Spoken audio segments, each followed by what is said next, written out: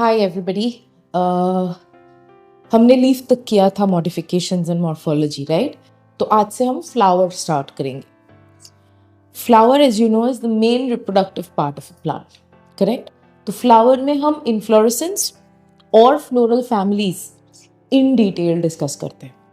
आज हम इन्फ्लोरेसेंस करेंगे। इन्फ्लोरेसेंस का मतलब होता है फ्लावर का अरेंजमेंट। तो एक फ्लावर कैसे अपने प्लांट बॉडी पे अरेंज्ड है उसे हम इन्फ्लोरेसेंस कहते हैं।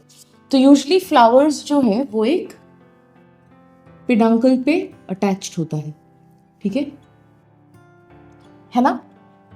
ये जो पेडंकल है, ये पेडंकल अगर फ्लैट है तो उसे हम, अगर फ्लैटेंड है तो उसे हम एक रिसेप्टेकल कहते हैं। तो रिसेप्टेकल या पेडंकल पे फ्लावर्स कैसे डिस्ट्रीब्यूटेड है, उस डिस्ट्रीब्यूशन को इन्फ्लोरेसेंस कहा जाता है। Okay? अब अगर मैं बात करूं टाइप्स ऑफ इन्फ्लोरेसेंस की, वो एक बहुत बड़ा चैप्टर मतलब टॉपिक है, उसको मैंने ब्रेक किया है। हम आज इस वीडियो में सिर्फ मेजर टाइप्स डिस्कस करेंगे, अगले वीडियो में हम सब टाइप्स डिस्कस करेंगे, ठीक है? नाउ मेजर दो टाइप हो सकता है कि ये एक फ्लावर अकेले है या फिर एक फ्लावर बहुत सारे दूसरे फ्लावर्स के साथ है। If it is alone a single flower, then उसे हम सॉलिटरी फ्लावर कहते हैं, ठीक है? और अगर वो बंच में है तब उसे हम इन्फ्लोरेसेंस कहते हैं। अगर सॉलिटरी फ्लावर है तो या तो ये सॉलिटरी फ्लावर प्लांट के टिप पे आ सकता है, मतलब ये अगर मेरी मेन प्लांट बॉडी है, यहाँ से स्टेम्स में सारे लीव्स आएंगे, हर स्टेम के टिप पे एक फ्लावर आएगा, ठीक है? हर स्टेम के टिप पे एक फ्लावर, तो उसे हम टर्मिनल फ्लावरिंग कहते हैं। पापावेर फैमिली पॉपी इसमें देखा जाता है। देयर आर मल्टीपल फ्लावर्स जो हम रेगुलर में देखते हैं, वो सॉलिटरी फ्लावर्स है, ठीक है? ऑन द अदर हैंड हम एक्सिलरी कब कहेंगे? जब ये हर लीफ के बेस पे आएगा या एक्सिल पे आएगा, तब हम उसे एक्सिलरी फ्लावर कहेंगे, जैसे कि चाइना रोज में होता है, ठीक है? पत्ते के एक्सिल के साथ एक एक फ्लावर आएगा, फिर भी सिंगल, तो इसलिए ऑब्वियसली सॉलिटरी ना। अगर क्लस्टर्स में है तब दो बेसिक टाइप्स होते हैं, रेसिमोस या साइमोस, ठीक है? रेसिमोस में जो पेडंकल है, अगर ये मैं पकड़ू पेडंकल है, ठीक है? ये पेडंकल की जो ग्रोइंग टिप है, ये जो टिप है, इसमें मेरिस्टेम है। This is a growing tip,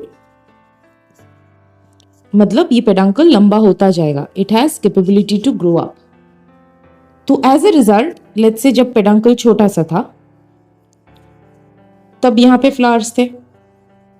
अब पेडंकल ग्रो करेगा, यहाँ पे दूसरा आएगा, और ग्रो करेगा, यहाँ पे तीसरा आएगा, और ओवर टाइम ये फ्लावर्स बड़े होंगे। तो एज ए रिजल्ट क्या होगा? ओल्डेस्ट टू यंगेस्ट अरेंजमेंट होगी। ओल्डेस्ट हमको नीचे मिलेगा, जो सबसे बड़े फ्लावर्स होंगे, और जो यंगेस्ट होंगे वो ऊपर की तरफ होंगे, ठीक है? इस अरेंजमेंट को अगेन हमने पहले भी ये डिस्कस किया है, इसे एक्रोपेटल अरेंजमेंट कहते हैं, जहां पे ओल्ड और लार्ज स्ट्रक्चर्स नीचे होते हैं और यंग और स्मॉल स्ट्रक्चर्स ऊपर की तरफ होते हैं।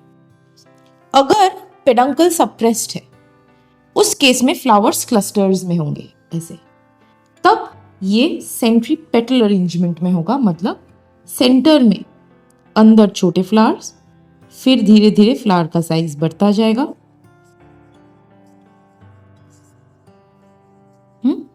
और बाहर की तरफ हमको सबसे बड़े फ्लावर्स मिलेंगे, लाइक दिस, है ना?